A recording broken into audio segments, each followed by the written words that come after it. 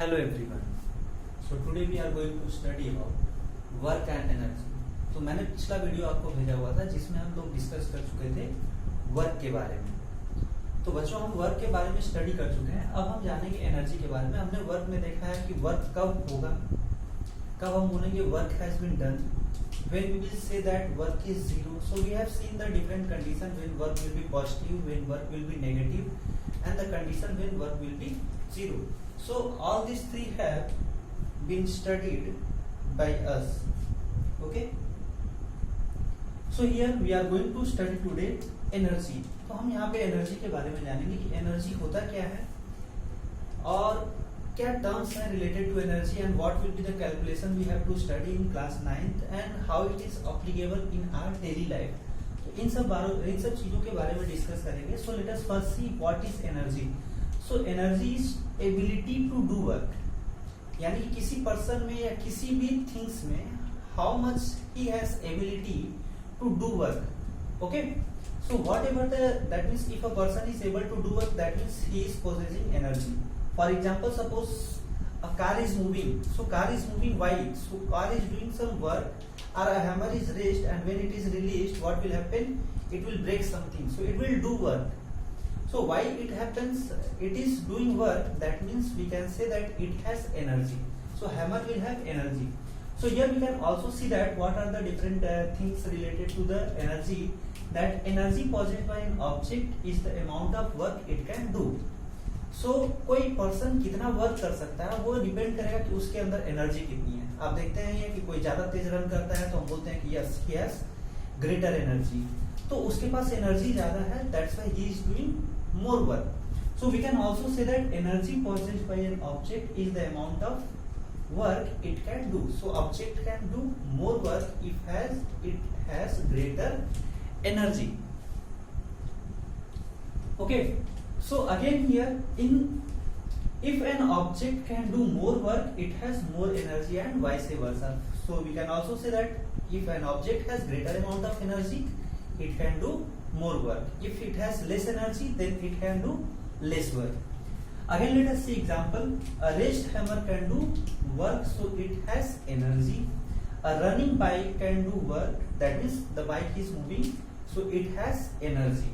We will also see what type of energy is there. There will be mechanical energy, and in mechanical energy we will study about kinetic and potential energy. So in our syllabus there is mechanical energy only. बहुत सारे energy होते हैं, electrical energy होता है, mechanical energy है. So here we will have to study about only mechanical energy. Light energy होता है, बहुत सारे एनर्जी हैं. But here in this chapter work and energy we have to discuss about only mechanical energy. We will see it later. So since we have known about energy, so we should know, whenever I have told you, whenever we will introduce about a new physical quantity, then we should know about two things. One, SI unit, that means how we will be able to measure it. So if it is measurable, it will be a physical quantity, and physical quantity must have a unit. So what is the SI unit of energy? So SI unit of energy is joule. Joule है, मान लीजिए बहुत सारा energy है. So if greater amount of energy will be there, then we will have to use a larger unit. So larger unit of energy is kilojoule और megajoule. Kilojoule क्या होता है? 1 kilojoule is equal to 1000 joule. Megajoule भी होता है 1 mega joule. तो 1 mega joule क्या होता है? That is 10 to the power 6 joule. So 10 to the power 6 joule को हम क्या बोलते हैं? 1 mega joule. Okay. So energy required to do, again अब अगर पूछ दिया जाए कि 1 जूल ऑफ एनर्जी किससे बोलेंगे? ठीक है. तो अगर किसी पर्सन के पास वर्क, अगर कोई पर्सन या कोई thing 1 joule of energy 1 joule of work done कर रहा है, that means he is using 1 joule of energy. So energy required to do 1 joule of work, यानी 1 जूल ऑफ वर्क डन करने के लिए जो एनर्जी चाहिए उसी को हम बोलेंगे 1 joule of energy. That amount of energy will be known as 1 joule of energy.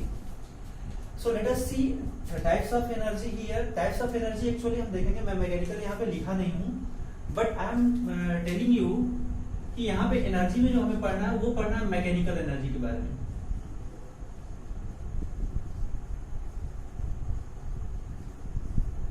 Mechanical energy क्या होता है? The energy possessed by an object due to its motion और कॉन्फ़िगरेशन और स्टेट, पोजीशन या स्टेट। तो अगर जैसे समझाता हूं मैकेनिकल एनर्जी के लिए, ऑब्जेक्ट मोशन में उसके कारण जो एनर्जी होगा as well as position change होने के बाद। Suppose I am lifting this pen to a certain height. What will happen if I am going to release it? What will happen? It will move. So as I am moving it or lifting it upward, what happens? It is position. Its position is being changed.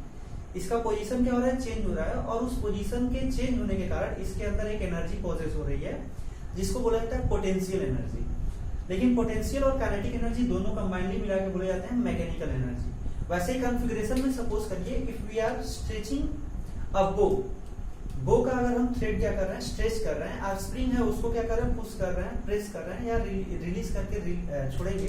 What will happen as we are stretching the string of the bow and keeping the arrow with that, what will happen as we are going to leave the stretch string, what will happen, the bow that is arrow will move forward. So why this happens? This happens due to some energy is being stored in the thread when we are stretching, that is known as potential energy, and as we are releasing it, that potential energy converted are transferred into the kinetic energy to the arrow।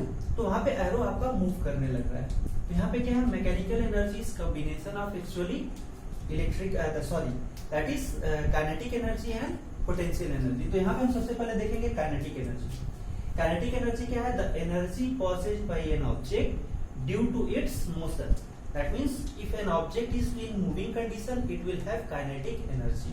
Okay, so that is called the kinetic energy. So kinetic energy of an object is due to the motion of the object. Okay, example, a moving car has kinetic energy. अगर कोई car move कर रही है तो उसके अंदर क्या होगा, काइनेटिक एनर्जी होगा। उसके बाद देखिए मैंने यहीं पे फॉर्मूला लिख दिया, we will derive also how this formula comes. So kinetic energy पता करने का फॉर्मूला होता है kinetic energy is equal to half mv²। यहाँ पे हाफ m क्या है, मास है, where m is mass of the object and v is the velocity of the object with which velocity the object is moving। जिस भी velocity से object move कर रहा है उस समय उसकी जो वेलोसिटी होगी वो उस वेलोसिटी और प्रोडक्ट वेलोसिटी का स्क्वायर एंड मास का प्रोडक्ट जो होगा उसका हाफ करेंगे तो वो हमें बताएगा कि उसके अंदर कितनी काइनेटिक एनर्जी है। अब देखते हैं काइनेटिक एनर्जी एंड वर्क। थोड़ा हम रिलेट करेंगे काइनेटिक एनर्जी और वर्क को। एक्चुअली सपोज ये पेन है यहाँ पे रखा हुआ है, if I am going to apply the force, initially it is in rest, object rest में v 0 है तो काइनेटिक एनर्जी कितना होगा, 0 होगा।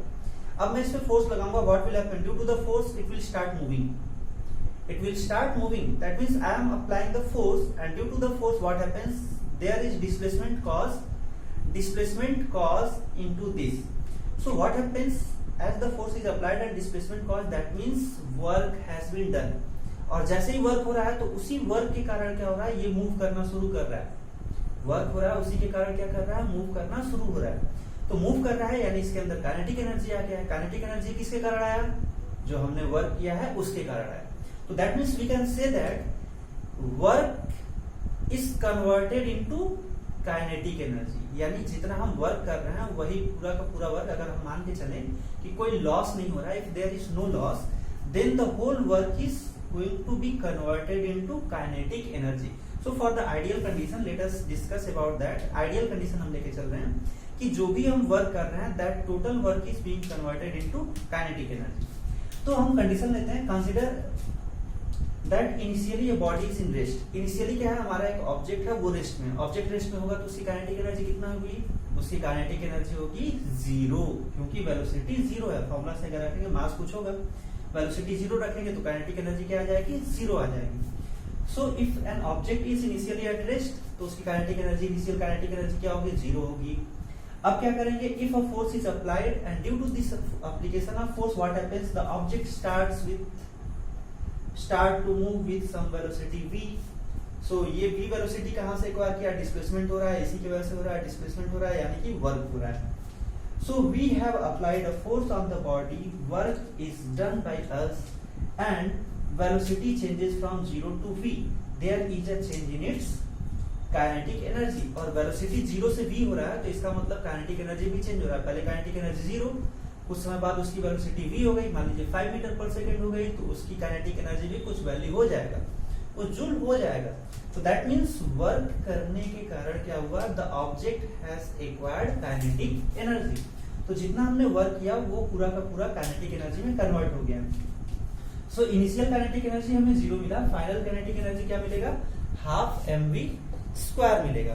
ठीक है, तो we can say that work is done on object, its kinetic energy changes. तो मैं थोड़ा इरेज करना चाहूंगा, so I am going to erase it.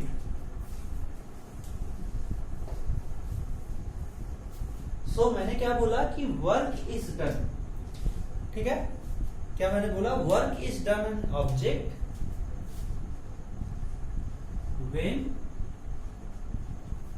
work is done on an object, its kinetic energy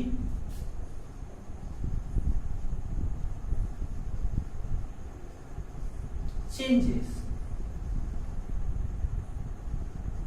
ठीक है, अगर मैं मान के चलूं कोई लॉस नहीं हो रहा है तो पूरा का पूरा वर्क जो होगा वो काइनेटिक एनर्जी चेंज करने में यूटिलाइज हो जाएगा। तो यानी कि हम बोल सकते हैं कि जो वर्क होगा that will be equal to change in kinetic energy.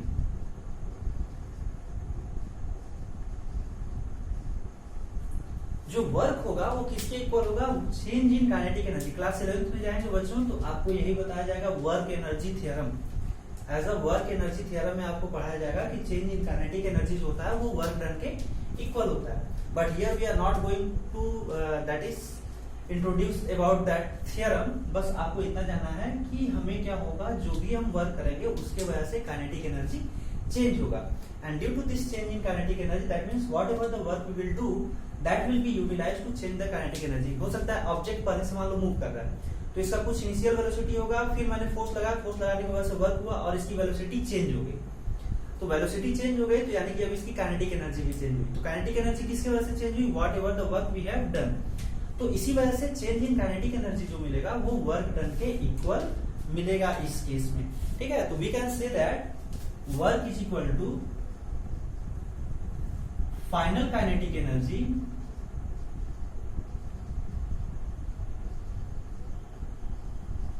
Minus initial